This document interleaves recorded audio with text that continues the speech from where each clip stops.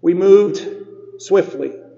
Right Help Right Now, when it was launched, was a 3-year, 6-pillar transformation of our entire behavioral health system to not only improve the way that we care for people who are in crisis, but to fundamentally change the way we think of preventing that crisis to begin with, and of course, taking much better care of them after the crisis.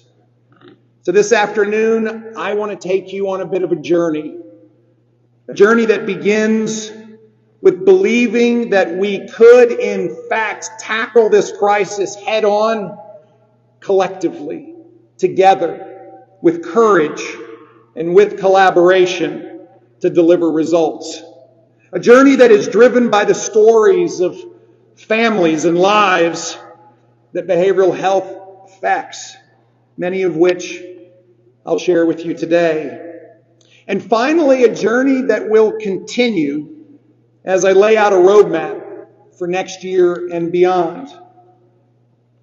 From the moment we came together and said we would tackle behavioral health head on, we moved rapidly to build infrastructure that includes investments in crisis receiving centers, investments in crisis stabilization units, investments in mobile crisis teams, investments in hospital-based psychiatric services.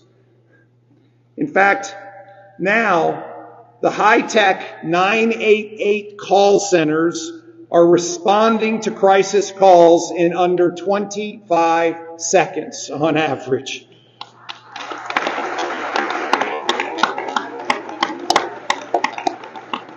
We have over 90 publicly funded mobile crisis teams to respond to 988 calls. That is, in fact, 93 today, and that's up from just 36 this time last year.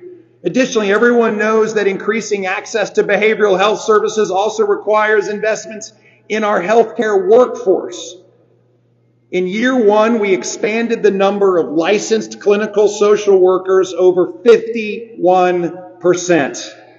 Thank you to all of these amazing men and women who have answered the call to help.